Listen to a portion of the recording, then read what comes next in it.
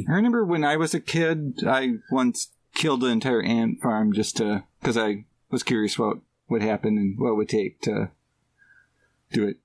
Hopefully I'm not, like, getting myself on some Well, I'm interested. but... Hold on.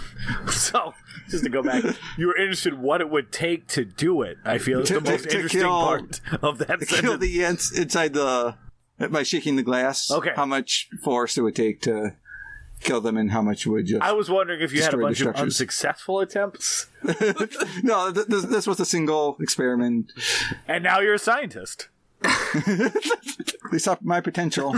It's sort of become a cliche that, like, when you're a kid, if you kill animals, that you're going to become a serial killer. But it's really not about the killing, because I think little kids don't understand the concept of death, and sometimes the way that they learn that is kind of unfortunate, because, like, everybody, when you're a kid, you're like, what happens if I run my bike over this worm? Like, everybody did shit like that as a kid, and it's like less about that than, did you learn the right lesson from that? Not, that was fun, I want to continue murdering things that are smaller and get bigger and bigger and bigger. Well, and I think it's just a thing that kids do because they, like, don't know, they don't have a frame of context for it. Yeah, and my brother, who's closest in age of me, who is like, has spent like the last 10 years of his life at humanitarian efforts and volunteering across the world and doing stuff. When he was younger, I really hope he listens to this episode. He feels a little bit embarrassed by this story.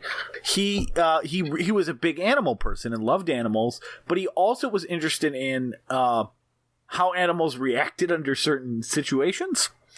So, for example, we used to live out in the country. There was all these frogs out there, and he used to collect frogs and take care of them. And then at some point, he realized that if he threw the frog up in the air over our driveway, it would land on the cement and lay still for like 30 seconds and then bounce back up and move again, like it was get a little coma for a little bit. I don't know.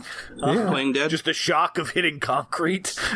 And he thought that was the funniest thing in the world, and then started throwing for like a day, throwing all of his frogs up in the air, and so they would hit the cement and then would find that they all continued to get back up.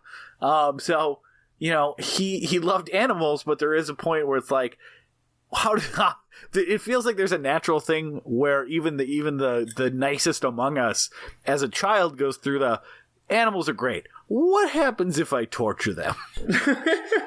I just want to see an ad on Frog TV that's just like, for just 10 flies a day, you can help undo the work of the Armstrong family. It's possible that all his humanitarian efforts have been to make up for the frog torture, but...